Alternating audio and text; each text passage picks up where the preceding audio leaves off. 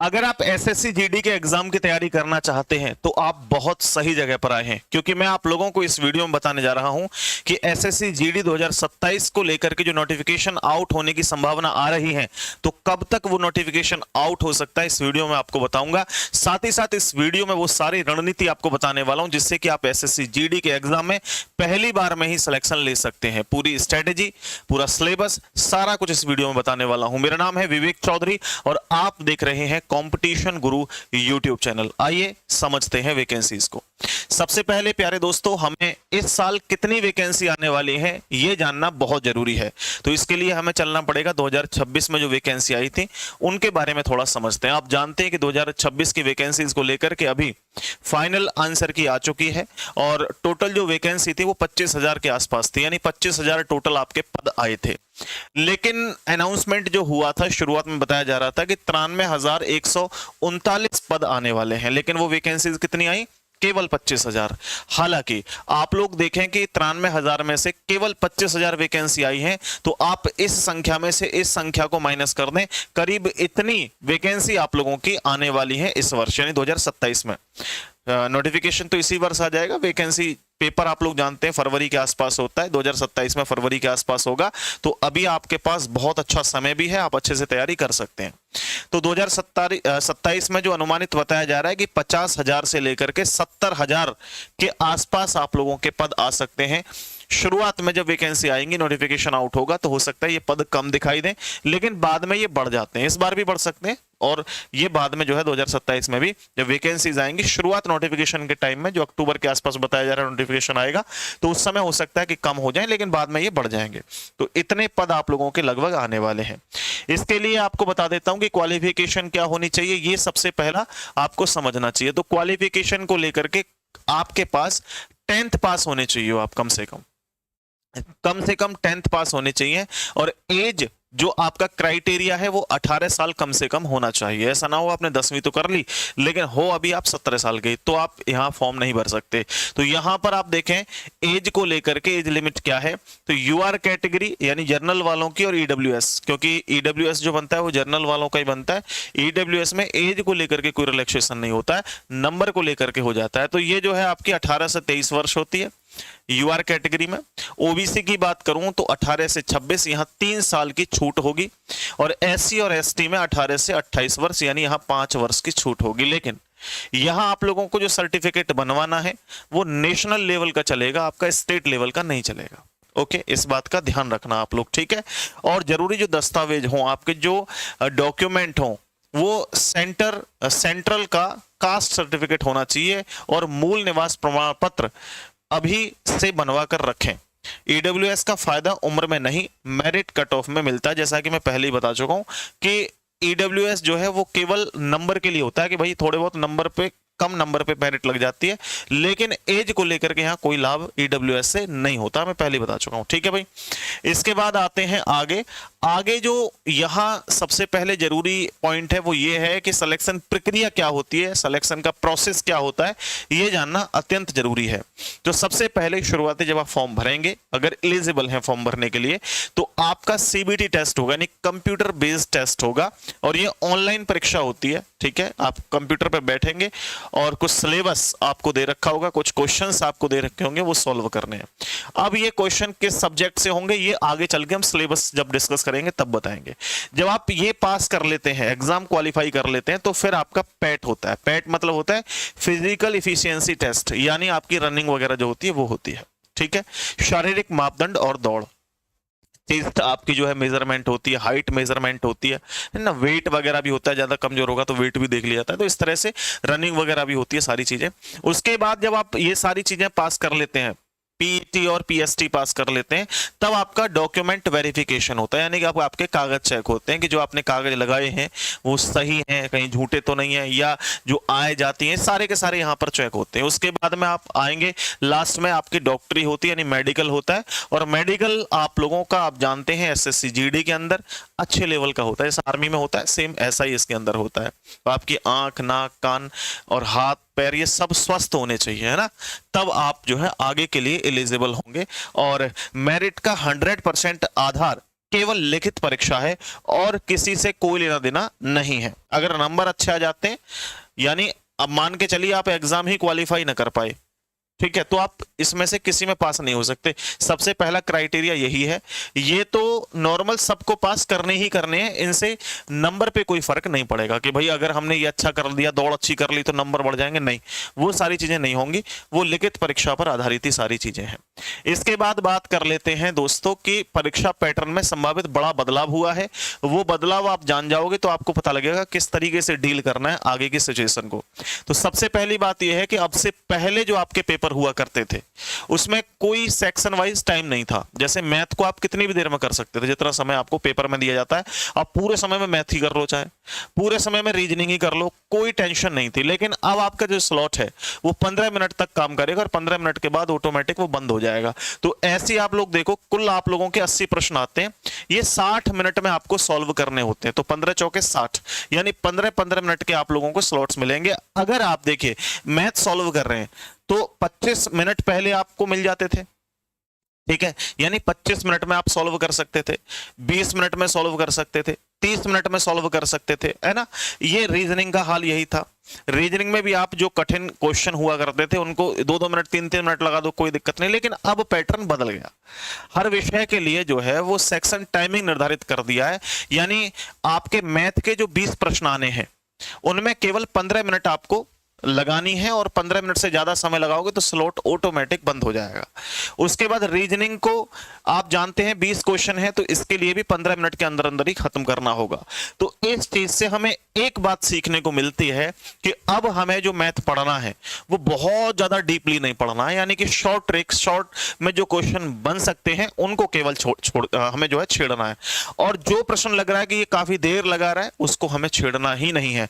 अगर उसको छेड़ने लग गए तो आप बहुत सारे क्वेश्चनों को जो है वो हिट नहीं कर पाओगे। तो आपको द आर्ट ऑफ स्किपिंग यानी आपको जो स्किप करने हैं, छोड़ने की जो कला है वो देखो क्या है। अब लक्ष्य 20 में से 20 का नहीं बल्कि 15 मिनट में 17-18 सही प्रश्न चुनकर हल करने का होना चाहिए।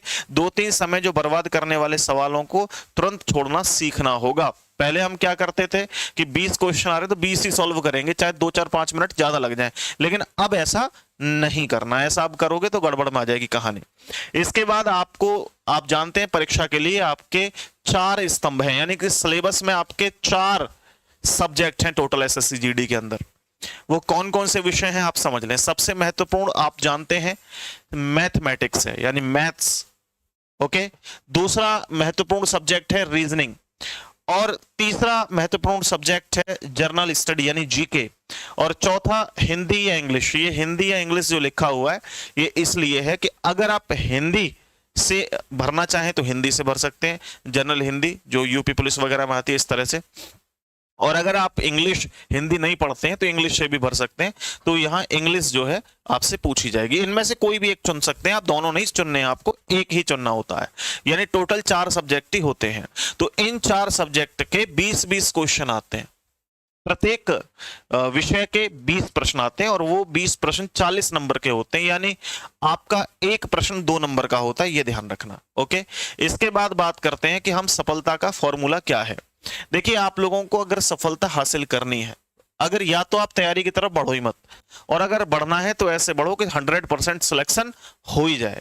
और 100% सिलेक्शन पाने के लिए आपको कम से कम 8-9 घंटे डेली पढ़ने की जरूरत है। 8-9 घंटे जब डेली पढ़ेंगे तो सिलेबस भी कंप्लीट कर पाएंगे, अच्छे से प्रैक्टिस भी कर पाएंगे, और भी बहुत सारी चीजें जो एग्जाम में बाधा बनती हैं उनसे भी आप कहीं ना कहीं खेल पाओगे, उनको भी समझ पाओगे। चलिए पहले मैं आपको बता देता हूं कि रोजाना बैच से आप बेसिक कॉन्सेप्ट क्लियर करें। अब बैच कहां होगा, क्या ये बैच पेड है या फ्री है? तो यहां हम लोग एक स्पेशल बैच जिसके अंदर Hindi plus reasoning plus maths ये तीनों विषय होंगे, हम ये प्रोवाइड करवाने वाले हैं 199 में। और ये तीनों विषय और जीके के हम लोग प्रोवाइड कराएंगे नोट्स। तो जीके के लिए नोट्स हैं, बाकी ये तीनों विषयों के लिए 199 रुपए में ये एसएससी जीडी 2027 स्पेशल बैच आपको देखने को मिल जाएगा कंपटीशन गुरु एप्लीकेशन पर। और प्रैक्टिस के लिए ये प्रैक्टिस जो बैच होगा वो बिल्कुल फ्री है। देखिए, आप अभी बैच परचेज करने की जल्दबाजी मत करना, पहले आप हमारी प्रैक्टिस क्लास करो, आपको पढ़ाया हुआ समझ में आता है तो कंपटीशन गुरु ऐप डाउनलोड करना और फिर अपनी तैयारी को बेहतर बनाना। डेली रात को 7 बजे रीजनिंग की क्लास होती है और 9 बजे मैथ्स की क्लास होती है। दोनों क्लासेस को आप ज्वाइन करके देखो, यूट्यूब पर बिल्कुल फ्री है, कोई चार्ज नहीं है। ठीक है जी, तो यहां आपने बेसिक क्लियर कर लिए, उसके बाद आपको सेल्फ प्रैक्टिस करनी है और रिवीजन करना है 2 से 3 घंटे। ओके, तो मैथ्स और रीजनिंग के रोज रोज 10-10 सवाल आपको एक्स्ट्रा प्रैक्टिस करने हैं, क्योंकि आपका जो सिलेक्शन होगा वो मैथ और रीजनिंग से ही होगा। मैथ, रीजनिंग और हिंदी आपको 100% सॉल्व करने का प्रयास करना है। ठीक है, जीके में आपको नोट्स एक से एक बेहतर प्रोवाइड करवाए जाएंगे, तो आप उस हिसाब से अपनी जो है तैयारी को बेहतर और बना सकते हैं। चलिए, यहां पर 2027 के target high cut off zone में आपको बताने वाला हूं कौन कौन से हो सकते हैं। ठीक है, देखिए सबसे पहले आप देखो, यहां पर सबसे हाई जो रहते हैं वो बता रहा हूं, ये टारगेट सेफ क्वेश्चन जो है वो आउट ऑफ 80, यानी कि 20-20 क्वेश्चन आते हैं प्रत्येक सब्जेक्ट के, 20 चौके 80 क्वेश्चन में से राजस्थान के अंदर कट ऑफ आपकी जो है 70 के आसपास जाएगी। अगर आप 70 क्वेश्चन करके आते हैं तो आपका सिलेक्शन निश्चित रूप से होने की संभावना है। उत्तर प्रदेश से हैं तो 68 क्वेश्चन, बिहार से हैं तो 66 क्वेश्चन, झारखंड से हैं तो 64 क्वेश्चन, और अगर आप बॉर्डर एरिया से हैं तो ये क्वेश्चन 2-4 नंबर कम भी होंगे तो भी सिलेक्शन होने की संभावना बन जाएगी। तो इतना स्कोर आपको कम से कम तय करना है, और इससे भी बढ़ के आप कर सकते हो तो करो, कोई दिक्कत नहीं है। ओके, इसके बाद में आपका जो टारगेट है जो मीडियम है, ठीक है, मीडियम जोन है, वो आप लोगों के महाराष्ट्र हो सकता है अगर आप 57 भी क्वेश्चन करके आ जाते हैं। पश्चिम बंगाल है तो 51 क्वेश्चन पे बात बन जाएगी। असम है तो 50 क्वेश्चन पे, और जो नक्सल एरियाज हैं उनमें थोड़ा नंबर कम और हो सकते हैं, 2-4, 10-5 नंबर कम भी होंगे तो भी आपका सिलेक्शन सुनिश्चित हो सकता है। लेकिन एक इंपॉर्टेंट बात यह है कि नक्सल मुक्त अभियानों के कारण भविष्य में नक्सल एरिया की रिक्तियां कम हो सकती हैं।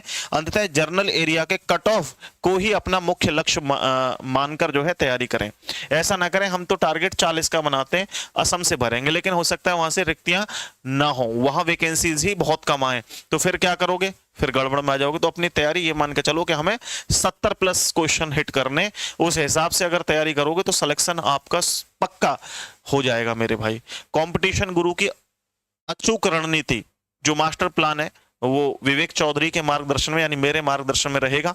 मैं आपको क्लासेस का टाइम एक बार फिर से बताऊंगा, लेकिन एक बार और आपको बता दूं कि आपको डेली रिवीजन और मेंटरशिप के आधार पर तैयारी करनी है। मैं आपको समय समय पर आकर के सारी चीजें एक्सप्लेन करता रहूंगा, समझाता रहूंगा। आइए, यहां मैं आपको बता देता हूं कि 2027 की भर्ती को अपनी अंतिम भर्ती बनाना है तो इंतजार फॉर्म आने का नहीं, सिलेबस पूरा करने का करो। अब कैसे करोगे, आप सबसे पहले सब्सक्राइब कर लो कंपटीशन गुरु यूट्यूब चैनल को। इस पे डेली, जैसा कि मैं बता चुका हूं कि एक क्लास आएगी शाम को 7 बजे जो कि रीजनिंग की क्लास होगी, और एक क्लास आएगी रात को 9 बजे जो कि मैथ्स की क्लास होगी। अगर आप इन दोनों क्लासेस को रेगुलर करते हैं तो मैथ और रीजनिंग तो यहीं से क्लियर आपके हो जाएंगे। हिंदी के लिए भी कोशिश करूंगा कि जल्दी क्लास स्टार्ट करूं इसी चैनल पे।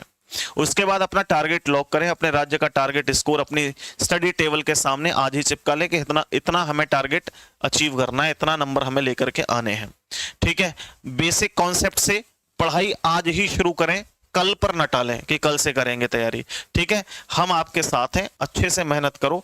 मैं आपको एक बार YouTube चैनल पे और दिखा देता हूं मेरे दोस्त, एक बार मैं आपको YouTube चैनल और दिखा देता हूं कि कैसे आपको क्लासेस कहां मिलेंगे। तो देखिए, जैसे ही आप YouTube चैनल पर विजिट करेंगे तो ये अपना चैनल है, इस पे आप क्लिक करके लाइव वाले सेक्शन पे जाओगे, और लाइव वाले सेक्शन पे देखो यहां पर एक सार्थक सीरीज चल रही है हमारी, जिसमें मैथ की रीजनिंग की क्लास 7 बजे और मैथ की क्लास जो है कितने बजे होगी, रात को 9 बजे। तो इन क्लासेस को आप ज्वाइन कर सकते हैं। कल मैंने सार्थक सीरीज में एक क्लास कराई थी, वो आप देख सकते हैं, बहुत ही शानदार क्लास थी। इसमें मैंने डायरेक्शन टेस्ट टॉपिक को पढ़ाया था बहुत ही शालीनता से, बहुत ही शानदार तरीके से। तो इसी तरीके से आप रेगुलर अपनी प्रैक्टिस को कर सकते हैं, और आज से अभी से अपनी तैयारी में लग जाओ। नोटिफिकेशन आने का इंतजार मत करो, नोटिफिकेशन आपका नवंबर के लास्ट में, अक्टूबर में आने की संभावना है पूरी, और आएगा, हर साल आता है एसएससी का, ऐसा नहीं है कि 4 साल बाद वैकेंसी आएंगी, आकर के चला जाएगा। आपकी तैयारी अगर रुक गई तो गड़बड़ हो जाएगी। तो आज से अभी से तैयारी शुरू कर दो। बहुत बहुत धन्यवाद, नमस्ते, जय हिंद।